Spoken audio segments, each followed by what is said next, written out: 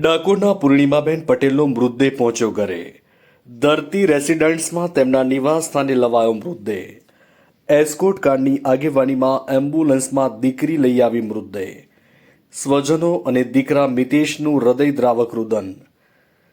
દીકરી દીકરાનું પરિવાર મૃતદેહને વળગી રડતા રહ્યા. અંતિમ યાત્રામાં દીકરી કિંજલે માતાને આપી કાંત.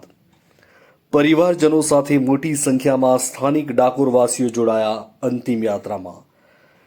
કલેક્ટર અમિત પ્રકાશ યાદવ, એસપી રાજેશ ગઢિયા, ધારાસભ્ય યોગેન્દ્રસિંહ પરમાર, ડાકોર નગરપાલિકા પ્રમુખ વિપુલ શાહ સભ્યો પણ જોડાયા અંતિમ યાત્રામાં.